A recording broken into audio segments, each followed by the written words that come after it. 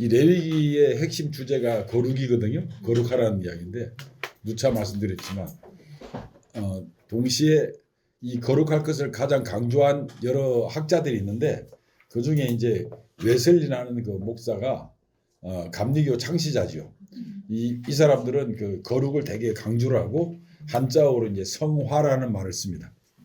그래서 이제 양대 산맥이 있는데 감리교회는 성화를 주장한다기보다 우선시하고 그 다음에 장로교에서는 칭의를 이제 많이 칼빈이즘은 칭의를 이야기하죠.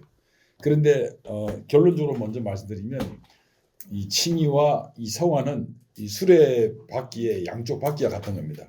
한쪽만을 강조하면 안 되고 양쪽 다 강조가 돼야 되는데 동전의 양면과 같은 거죠.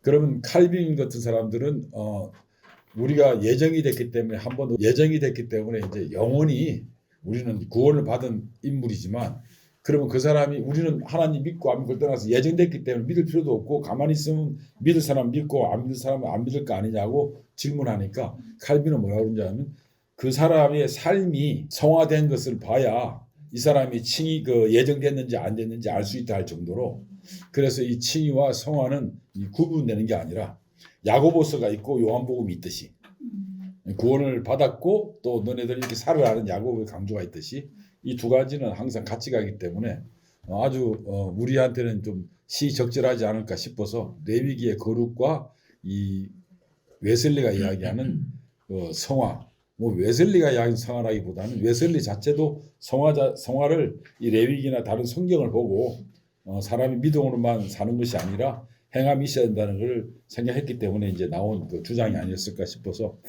한번 보고자 합니다. 원래 레위기라는 말 자체는 레위인의 책이다 이런 말에서 온 거거든요. 근데 히브리어는 그게 아니고요. 히브리어는 이 히브리어가 1장 1절에 가장 먼저 시작하는 단어 있잖아요. 그 단어로 불러요. 이 태초에 하나님이 천지를 창조했다면 그냥 태초라는 말이 창세기에 책명이 됩니다. 태초라. 뭔가 우리 이렇게 앞에가 이렇게 제목이 예, 그겁니다. 예, 맞아. 그거는 그렇기 때문에 이 레위기도 뭐냐면 여기 보면 히브리어로 와이크라는데 경상도 말로 와이카노 뭐 하는 식으로 있죠. 와이라는 말이 엔드라는 뜻이요. 와이라는 말이 엔드인데 이게 무슨 말이냐면 출애굽기 다음으로 나온다는 이야기예요. 출애굽기 이렇게 이야기 됐다 끝났다 그리고 이렇게 이제 크라 이렇게 나옵니다. 이제 이 크라라는 말, 카라라는 말에서 나왔는데 이게 부르다는 뜻이거든요. 부르다는 뜻이 이제 이게 와이크라라는 말이 레위기의 책명입니다. 그런데 이것을 이제 풀이해서 70인역, 그러니까 헬라어 구약 성경에서는 뭐라고 나오냐면 레인의 책이었고 이것을 줄여가지고 이제 와서 영어로 레비티커스라 해가지고 레위기라는 말로 이제 요약이 되는 겁니다. 그렇게 됐습니다. 뭐 중요하진 않으니까 그냥 이렇게 아시고요. 다음으로 원래 레위기의 핵심은 제사를 이렇게 지내라 저렇게 지내라는 게 아니라 하나님을 경외하라는 뜻입니다. 하나님께 경배드리라는 뜻입니다. 근데 왜 경배해야 되냐면 하나님께서 너네들 출애굽시키지 않았냐. 출애굽시킨 목적이 뭐냐면 하나님께서 여호와께서 경배받기 위한 이유가 있기 때문에 그랬습니다. 그래서 레위기는 출애굽 다음 이야기고 출애굽에서 너네들을 출애굽시킨 이유가 하나님을 경배하기 위해서 했기 때문에 레위기에 와서 당연히 너네들은 하나님을 경배해야 되는데 어떻게 이렇게 하나님을 경배하라는 뜻입니다. 그러니까 이제 경배 위해서 출애굽을 시켰는데 그럼 어떻게 경외를 해야 됩니까? 그러니까 이렇게 경외를 하라 하는 신뢰를 보여준 것이 바로 레위기입니다.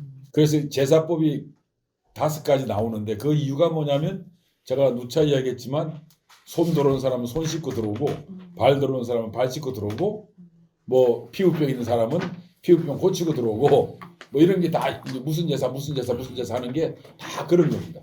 그걸 누가 검증하냐? 앞에 제사장이 다 검증을 해가지고 한다.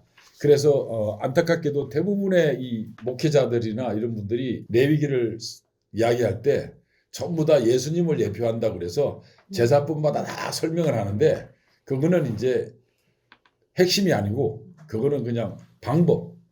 그건 하나의 그 사례일 뿐이지 그게 핵심이 아니라는 거지. 그럼에도 불구하고 전부 다 그냥 제사법을 가지고 설명을 하는데 그거는 아무런 2차적인 의미다. 1차적인 의미는 하나님이 깨끗하니까 너희도 손 씻고 오고 발 씻고 오고 머리 좀 감고 와라. 그러기 막 빈손으로 오면 안 되지 않냐. 빈손으로 안 너는 부자인데 요만큼 들고 오면 되냐. 부자면 좀 이렇게 황소 같은 거 한 마리 잡아야지.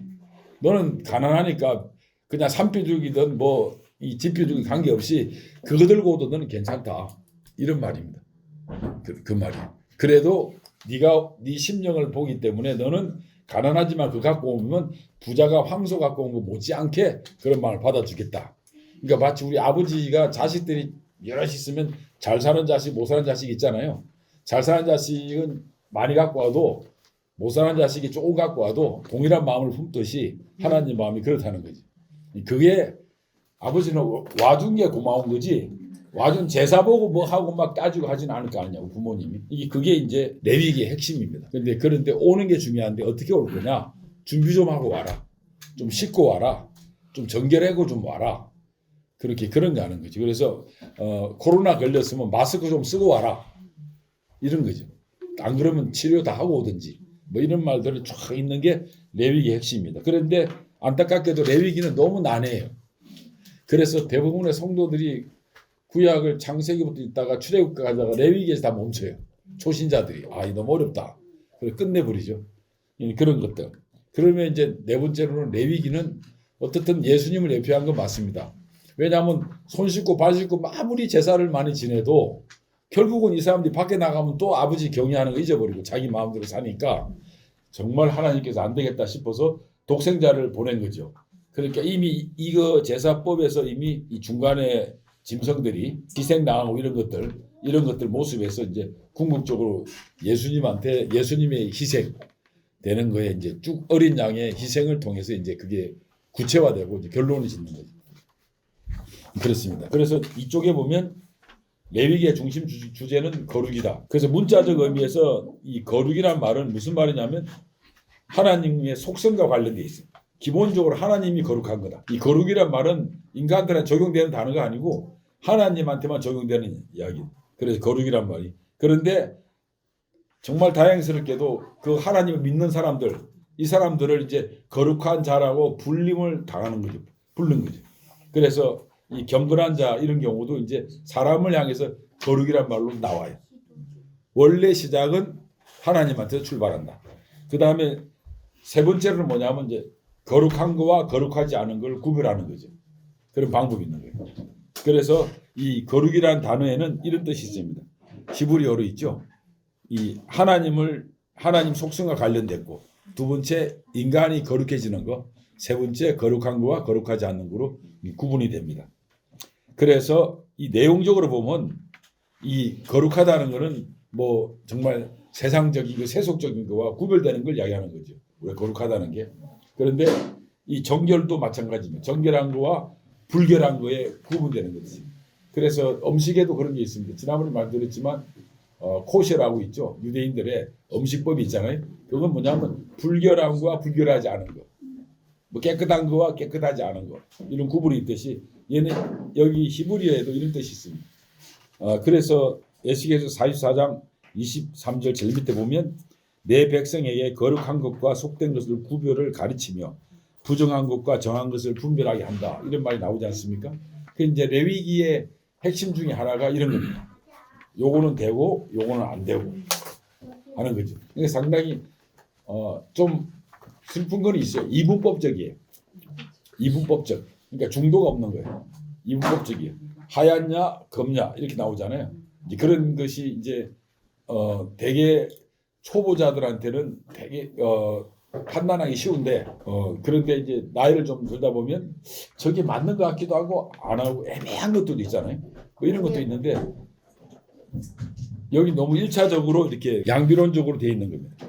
그렇기 때문에 이쪽에서 저희가 거룩의 의미가 문자적 내용적 의미가 있다면 그러면 왜 삼쪽에서는 왜 우리가 그러면 레위기에 많이 나오는 제사를 지내야 하느냐. 기본적으로 제사를 지내는 결정적인 이유가 뭐냐면 하나님께 불순종해서 우리 에덴에 쫓겨났듯이 타락했기 때문에 제사를 지내는 겁니다. 아버지하고 계속 살면 아버지 좋았습니다 하고 선물 갖고 오고 예물 갖고 갈 필요 없잖아요.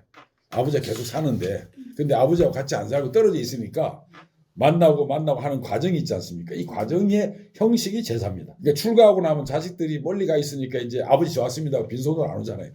근데 맨날 아버지하고 사는데 그러니까 이게 좀 이상한 이야기지만 드라마나 책 같은 거 보면 영화에 보면 옛날에 같이 사는 형제는 아버지가 되게 핍박하고 오래간만에 서울에 가서 유학 가가지고 높은 자리에 있는 자식은 막 이 차 좋은 거 타고 물건 들고 막 이러잖아요. 근데 아버지는 이 집에 있는 자식들한테 특히 받고 뭐 이런 것도 없잖아요. 순이나 같이.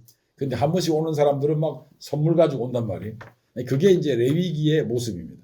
만약에 에덴 동산에 쫓겨나지 않았다 그러면 그냥 벌거벗은 채로 그냥 같이 살았겠죠. 재밌게. 근데 이게 타락했기 때문에 이제 멀리 떨어져 있기 때문에 구분됐기 때문에 이제 이 과정에서 오는 형식이 제사가 되는 겁니다. 그래서 왜 제사를 그러면 또 지내야 되느냐? 타락했기 때문에 그렇고 에덴에 쫓겨났고 인간이 기본적으로 하나님과 멀어졌기 때문에 그렇고 두 번째는 뭐냐면 그 제사를 통해서 임시적으로 일시적으로 이제 제사함을 받는 형식이 빌어지는 거지. 그러니까 한 번의 제사가 아니라 한 번 제사할 때마다 깨끗해지 돌아가가지고 또 다 그렇진 않지만 일부 사람들은 새벽기도 가기 위해 죄 짓는 것 같아요. 죄를 짓고 나는데 새벽기도 가서 또 하면 또 끝났다고 또 그 다음에 또 죄 짓는 것 같더라고. 그러니까 이 과정에서 계속 이 제사 지내는 방법이 있죠. 제사는 뭐냐면 제사함을 받아야 되기 때문에 왜냐하면 더러우니까 아버지하고 같이 못 있잖아요. 집에 들어오려면 손 씻고 발 씻고 들어와야 되잖아요.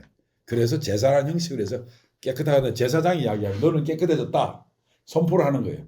그러면 이제 난 깨끗해졌다. 병에 걸렸는데 넌 피부병 걸렸으니까 오지 마라 하는데 너는 이제 네 피부병이 다 깨끗해졌다.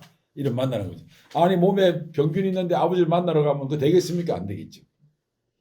그런 것들 이런 것들이 이제 이 거룩을 하는 이유가 거룩을 지향하기 위해서는 제사를 지낸다. 타락했기 때문에 그렇고 제사함을 받기 위해서 그렇고 그 다음에 똑같은 이야기지만 하나님이 거룩하기 때문에 거룩한 모습을 가지고 접근해야 되는데 그걸 위해서는 제사라는 형식을 비는 거지. 그러면 거룩이라는 존재 양식이 뭐냐면 존재 양식.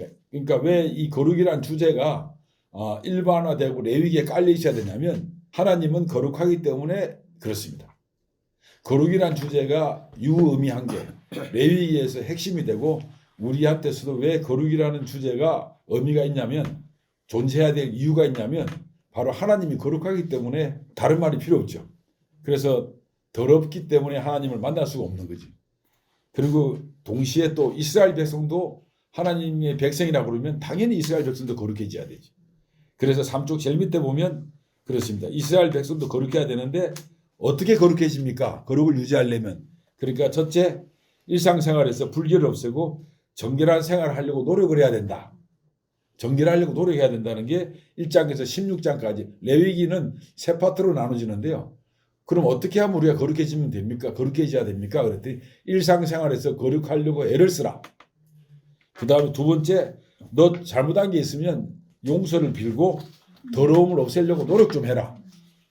그리고 세 번째 너네들은 제사장의 나라다. 믿는 사람들이기 때문에 하나님 편이니까. 그래서 사축 제류에 보면 하나님과 이방을 중재하기 위해서 거룩해지라. 아니 사람들이 네가 깨끗한 거 보고 야 너는 왜 이렇게 깨끗하게 그렇게 하냐 그러니까 우리 하나님이 거룩하니까 나도 하나님 자식이고 하나님 나라의 사람이니까 나도 거룩하다. 뭐 이래야 사람들이 나를 보고 하나님을 유추할 거 아니냐.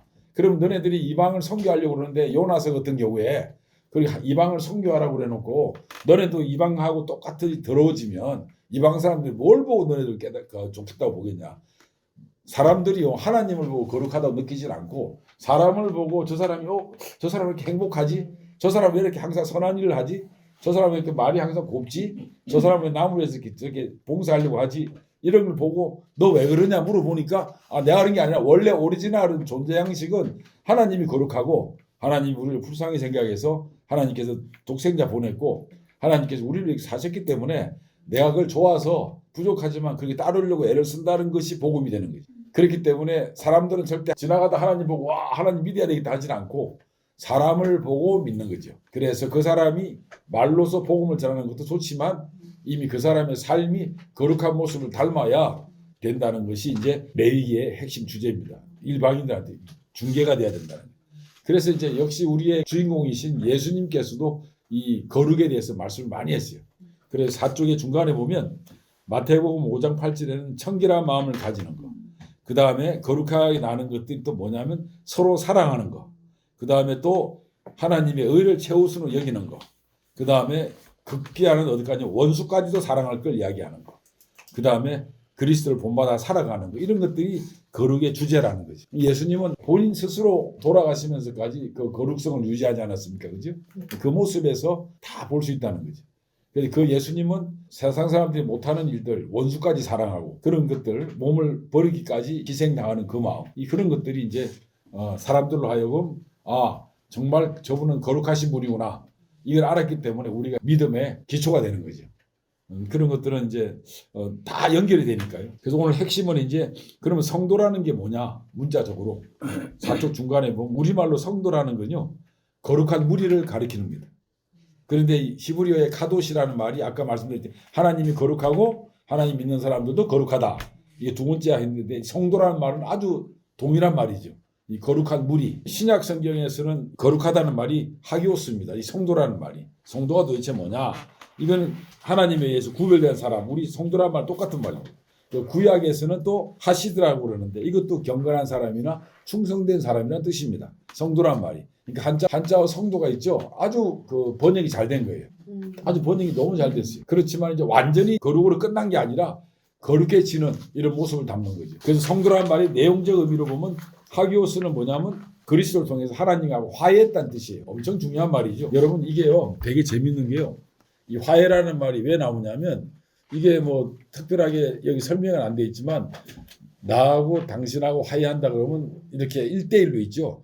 동일한 조건에서 화해가 되는 거예요. 이거는 하나님께서 우리를 되게 높여준 거죠.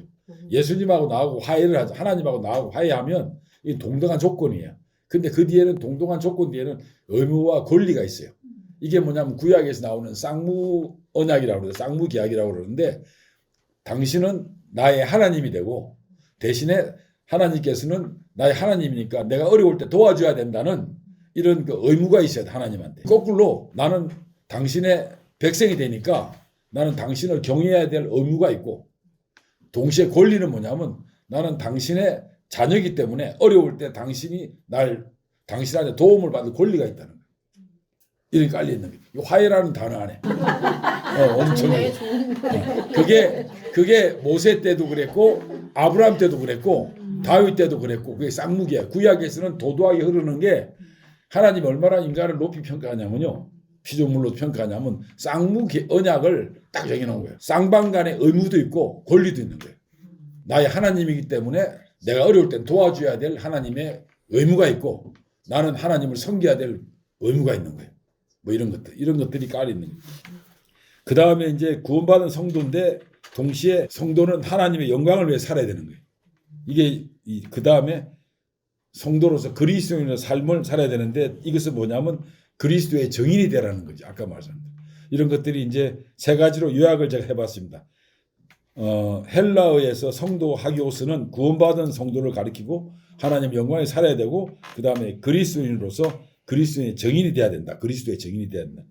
구약에서는 성도라는 말 하시드는 어떤 말이냐면 하나님의 은혜와 보호를 받는 자예요. 수동적이죠. 그 다음에 온전한 헌신이 있어야 되는데 이것은 뭐냐면 이웃 사랑과 선행을 실천해야 된다. 성도라는 것이 자꾸 우리는 성도라 그러면요. 이 신앙이라는 게 하나님하고 나하고 1대1 관계라고 생각하는데 그렇게 평가받지. 아버지가 자식들이 여럿이 있는데 내가 몇 번 이야기했잖아요. 자식들이 맨날 싸우면서 아버지한테 올 때는 선물 사가지고 아버지 하니까 부모는 그거를 좋아하지 않아요. 부모는 자기네 자식들이 안 싸우는 걸 좋아하지. 그죠? 그래서 이 평화가 그렇게 중요한 거예요. 평화가 중요한데 여기에 보면 서로 사랑하고 서로 이 선행을 실천하고 이러는 것들이 이제 성도의 아주 그 모범적인 규범 중에 하나라는 거죠. 그러니까 그 다음에 뭐냐면 공동체 내에서 선한 영향력을 행사해야 된다. 이게 교회 같은 경우에도 마찬가지입니다. 교회에서도 성도라는 사람이 맨날 그냥 선한 영향력을 하지 않고 악담이 나고 막 이상하게 되면 이게 성도가 아니잖아요. 그러니까 이런 것들 공동체 내에서 선한 영향력을 행사하는 것이 아주 중요하다. 결론적으로는 성도라는 용어는 단순한 특정한 신앙 공동체에 속한 사람들이 있죠. 이 사람들뿐만 아니라 그리스도를 통해서 구원받은 사람들이 포괄적으로 거룩한 삶을 추구하는 겁니다.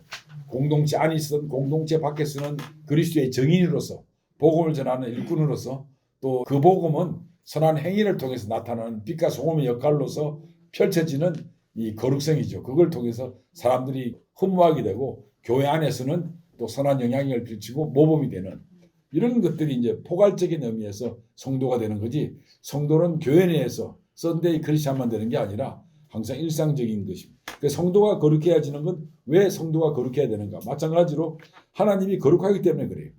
존재 양식이 하나님이 거룩하니까 하나님을 믿는 사람들도 거룩해야죠. 뭐 말이 필요 없잖아요.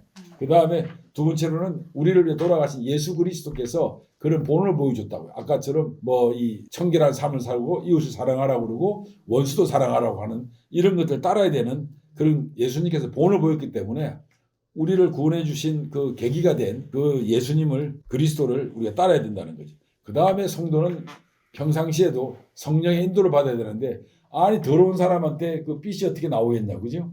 그 성도들이 성령의 인도를 받으려면 당연히 거룩한 모습을 보이고 거룩을 따라가야 되죠. 아 자기는 성령의 인도를 받아야 된다 그래서 지는 맨날 도둑질하고 나쁜 짓이라고 하면 누가 성령의 인도가 되겠어요? 그렇지 않습니까? 그러니까 성령의 인도를 받아야 되려면 당연히 거룩함을 유지해야 되고 제가 이거 짧게 말했지만 곳곳에 지금 성경 구절이 다 있잖아요. 제 말을 한 게 아니라 성경을 뽑아서 제가 말씀을 드린 건 요약을 다 해놨기 때문에. 그 다음에요. 성도가 거룩해져야 되는 이유가 뭐냐면 거룩함을 통해 입증이 돼야 됩니다. 왜냐하면 자주 말씀드렸지만 거룩함을 사람들이 보고 존경하고 우리가 존경하는 예수님을 따르는 거지 우리가 거룩함을 유지하지 않고 선한 영향을 펼치지 않고 어떻게 복음이 전달이 되겠냐고. 그러니까 그거는 항상 유지해야 되는 아주 기본이 되고 그걸 통해서 복음이 확장되는 겁니다. 그리고 성도는 당연히 말씀에 순종해야 되잖아요. 이 말씀 순종이 뭐냐면 아니 이 말씀을 보는데 이슬람 사람들은 지금 그 터키 같은 데 가보면 사원 들어가기 전에 손 씻는데 발 씻는 데 있잖아요. 그 사람들은 여러분 제가 만약 이 성경책을 확 집어 던진다든지 만약에 던져버리면 여러분 저 뭐라 그러겠어요? 저 무식하다 그러겠잖아요. 예? 이 사람들은 유대인들은요 이 말씀을 볼 때 얼마나 경건하게 접근하는지 몰라요. 이 외형적으로도 하드웨어적으로도. 근데 우리가 이 말씀을 당연히 순종해야 돼. 말씀 자체 소프트웨어 이 안에 내용에 순종해야 되는데 이걸 접근하는 사람, 이걸 읽는 사람이 거룩함을 유지하지 않고 이걸 읽는다 그러면 어떻게 되겠어요? 이걸 읽지도 않을 뿐만 아니라 이걸 읽으려고 한다면 최소한 성경을 읽으려고 하는 마음 자세가 있다 그러면 하나님께 자복하고 순종하고 이런 마음이 있지 않은 거예요.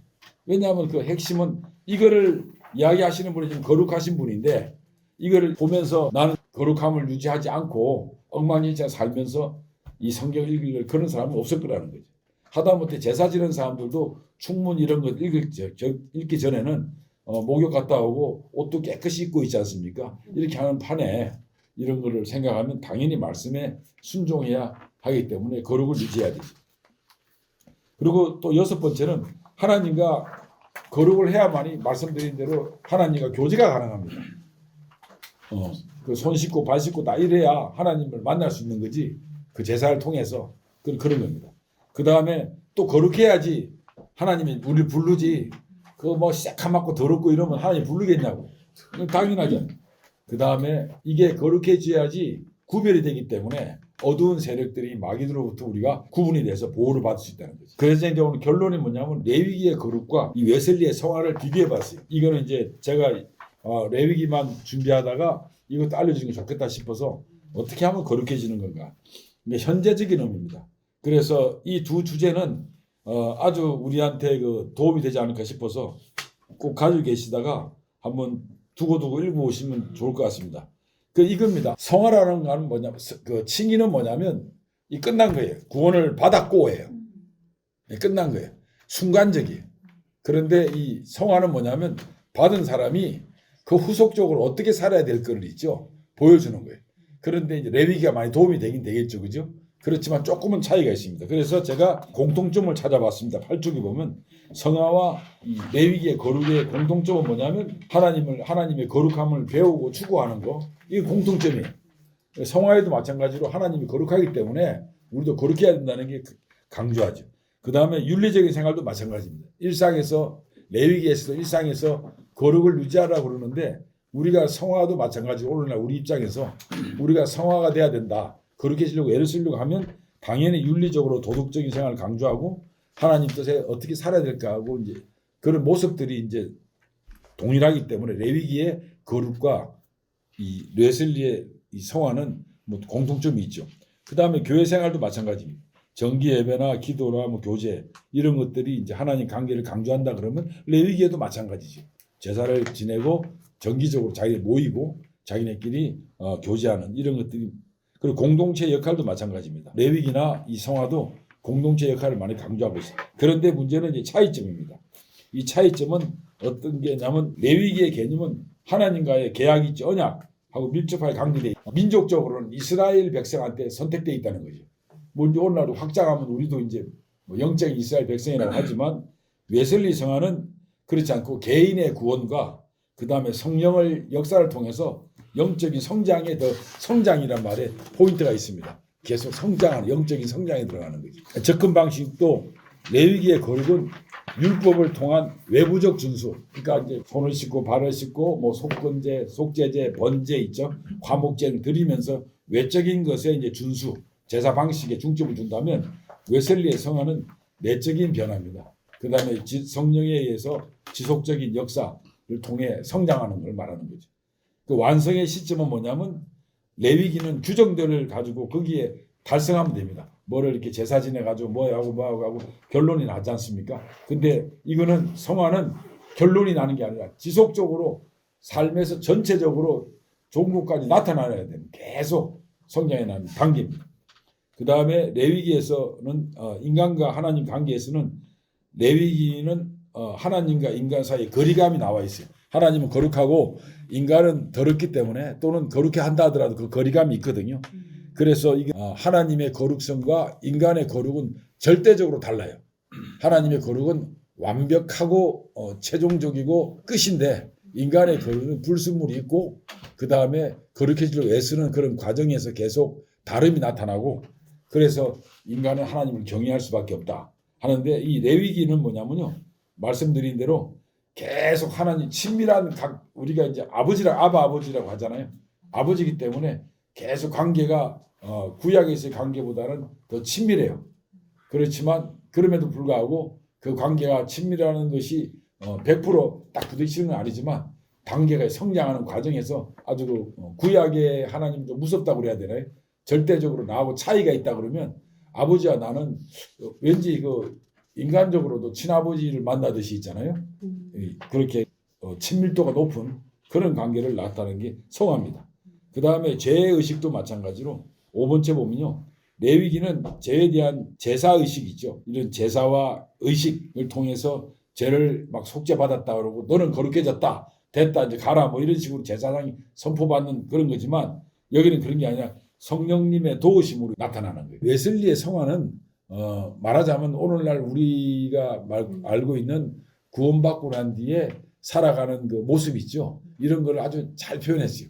레위기는 그 이스라엘 백성들이 그 순간순간 제사를 통해서 끝나고 다시 또 회개하고 또 제사를 드리고 이러지만 예수님을 통해서 우리는 그런 것이 단번에 끝난 구원받았던 확신이 있기 때문에 그 다음에는 뭐냐면 계속 이제 하나님과 유지하면서 이 성장하려고 하는 그 몸부림치는 당연히 그런 과정이 이제 성화로 요약할 수 있습니다. 그 다음에 사회적 차원에서도 있는데요. 이스라엘 백성들은 공동체의 정체성과 자기네들이 이방인과 결혼하지 않고 자기네만이 똘똘 뭉쳐서 우리가 남이 아니고 하나님 백성이다는 그 똘똘 뭉친 자기네 정체성을 과시한다 그러면 여기 웨슬리의 성화는 범세계적인 개인의 변화를 통해서 나의 거룩함을 통해서 저 사람이 나를 보고 하나님을 믿는다든지 또 세상에 나쁜 짓이 막 범람하고 하면 사회 정의를 위해서 이웃 사랑을 위해서 자기가 이제 몸을 던지는 실천하는 그런 모습이 있어야 되는 거죠. 그래서 이런 것들은 사회적 역할, 공동체의 전반적인 역할이 있는데 이 레위기에서는 이스라엘이라는 그 공간만 딱 이렇게 특정되는 거죠. 그거는 뭐냐면 유대인들은 그런 게 있습니다. 그 공간이 자기네들을 그 정체성을 특징짓는 게 있습니다. 이스라엘이라는 공간이 있죠. 그 공간을 시각적인 공간으로 가지고 자기 민족의 어떤 그 특수성에 대해서 자부심을 느끼는데 우리는 공간적인 개념이 없어요. 크리스천들은 공간적인 지정학적인 개념이 없이 그냥 그 개인의 영적인 그 이 존재 자체가 세계로 뻗어나가는 그 특징되는 그걸 했기 때문에 우리는 이스라엘 사람들은 선민의식이 있어서 자기들만 위주가 되지만 지금은 은혜 시대에는 그게 아니라 누구든지 인종과 뭐 성이나 또는 뭐 이 기천이나 이런 거 없이 평등한 상태에서 누구든지 다 하나님의 자녀가 되는 그런 이제 특징이 될 수 있습니다. 그래서 나가는 말을 보면 거룩한 삶을 살아야 되겠고, 그 다음에 성령의 역할을 기대해야 되겠고, 그 다음에 신앙생활의 성숙이 돼야 되겠고, 그 다음에 우리는 항상 죄와 싸움을 하고 있다. 그래서 성화라는 말이요, 이게 이 죄하고 싸움하는 겁니다. 또 구체적으로 이야기하면 인간이 가지고 있는 기본적인 시기나 분노나 원한이나 뭐 이런 것들, 이런 거와 계속 싸울 수밖에 없는 외적 내적 있죠. 이런 싸움의 연속이에요. 이 싸움에 지면 이제 문제가 되는데, 싸움 이기게 하기 위해서는 아까 말씀드린 말씀을 보고, 아까 말씀드린 대로 그리스도께서 우리의 본이 돼야 되고, 그리고 공동체에서 선한 영향을 끼치려고 노력해야 되고, 그 다음에 이웃을 사랑해야 되고, 남을 섬기고자 하는 마음이 있어야 되고, 이런 거룩함을 유지할 때 이게 이제 싸움을 이기는 거죠. 그런 것들. 그 다음에 마지막으로 보면 이 사랑과 봉사를 교회 안에서 이제 봉사를 실천하는 게 되게 중요해요. 사랑을 실천하고 외부적으로 봉사를 실천하는 게 중요하다. 그래서 11쪽의 중간에 보면 성화는 단순히 윤리적 도덕적 행위의 개선을 넘어서는 것이며 그것은 하나님 관계에서 비롯된다. 그러니까 의지적으로 성화하려고 하는 건 안 되고요. 의지적으로 하는 거는 그 율법이죠. 의지적으로 하면 안 되고 하나님과 관계에서, 왜 하나님이 우리가 거룩하게 하려면 거룩한 본질인 하나님으로부터 관계에서 있죠. 이 거룩이 빛이 나야 되는 거지. 그것 없이 그냥 인위적으로 하는 건 율법적인 거죠. 그래서 하나님 관계에서 모든 게 비롯된다고 봐야 됩니다. 즉 하나님의 성품인 사랑과 기쁨과 평화, 인내, 진절, 선함, 충성, 온유, 자제 이런 것들로 열매를 맺는 거면 하나님의 속성에서 비롯된 그 거룩이 있지 않습니까? 거기에서 우리가 빛을 받아야지 인위적으로 이렇게 하는 것은, 그래서 갈라디아에서 나오잖아요. 악의 어떤 모양도 버려라. 평강의 하나님이 친히 너희를 온전히 거룩하게 하시고 또 너희의 온 영과 혼과 몸이 우리 주 예수 그리스도의 강림하실 때 흠없게 보존되기를 원하노라 하는 말이 있죠. 그래서 이 잘못된 나요. 이 잘못된. 그런데 이 성화는 바로 바른 암. 제가 보기에는 그래요. 이건 이제 제가 요약해 쓴 건데, 성화라는 거는 우리가 이제 그리스도를 믿음으로 구원을 받았는데 그 뒤에 일어나는 것이 이제 이 성화인데, 그럼 성화를 구체적으로 보면 뭐라고 생각해야 되는가? 이건 알면서 출발된다고. 바로 알아야 된다. 그래서 이 아는 것은 제 생각인데, 알지 않고는 있잖아요. 알지 않고는 무지한 거는 이거는 뭐 어떻게 할 수가 없어요. 누구나 다 믿잖아요. 누구나 다 믿고 구원을 받았는데 사도 바울 같은 경우에는 너무 많이 아는 거예요. 근데 그 알미 칼처럼 사람을 죽이는 칼이 될 수가 있고, 그 다음에 과일을 깎아 먹는 칼도 될 수 있어요. 악용과 선용인데 사도 바울 같은 거는 알았기 때문에 엄청나게 파워풀하지 않았어요. 그렇죠? 근데 이거는 그래서 이렇습니다. 오늘 이제 다른 이야기지만 내가 당신을 사랑한다, 당신을 믿는다는 말은 틀린 말, 분리되는 게 아니에요. 아는 거와 믿는 거와 있죠. 행하는 거와 이런 건 다 같은 말. 근데 안타깝게도 우리는 서구 사회 인식에, 서구 사상에 받쳐가지고 항상 이분법적으로 해석을 해요. 아는 것 따로 있고, 믿는 것 따로 있고, 행하는 것 따로 있다고 생각하고, 그 다음에 악과 선이 있잖아요. 이런 구분이 딱 구분돼요. 그래서 자기가 남편을 사랑하고 아내를 사랑한다고 그러면 아는 거와 믿는 거와 행하는 건 분리 안 되거든요. 근데 무식하게 이야기해 볼게요. 제가 오늘 여기 왔어요. 제가 행해서 왔습니까? 알아서 왔습니까? 믿어서 왔습니까? 안 그렇거든요. 그래서 이건 헬라적인 서구적인 사고라 너무 구분하려고 그래요. 다 구분하려고 그래요. 그렇지 않거든요. 그래서 이 안다는 것과 행하는 것과 믿는 거는 분리가 안 돼요. 구분이 안 된다고. 그렇지만 우리가 가장 시초가 어디냐면 자기가 알았을 때 제대로 행동하고 제대로 믿을 거 아니냐는 거죠. 그래서 나는 이 성화의 출발은 제대로 아는 거라고 생각해요. 아는 거예요. 그래서 저는 그 아는 것을 뭐냐고 생각하냐면 성경을 제대로 아는 거죠. 성경을 제대로 알을 때 우리는 바른 행동이 나오고 바른 또 신뢰가 나오고 이런 거지. 전혀 모르는 상태에서 그래서 제가 이걸 했습니다. 성화는 바른 알면 통한 노력이며 기도이며 절제이며 교회 생활이며 봉사이며 전도이다. 결과적으로 성화의 목표는 성도가 세상에서 그리스도의 빛과 소금으로 살아가며 하나님의 영광을 드러낸다. 이렇게 본다면 하나님의 영광을 드러낸다는 자체가 바로 뭐와 같은 게 하면 하나님께 경배드린다는 이야기거든요. 하나님의 경배드리는 게 바로 출애굽의 목적이에요. 하나님의 경배드리는 게 출애굽의 목적이라고요. 그런데 레위기는 뭐냐면 사례, 어떻게 하면 하나님께 경배드린다는 거예요. 그러면 우리는 지금 제2의 레위기를 써가는 거라고.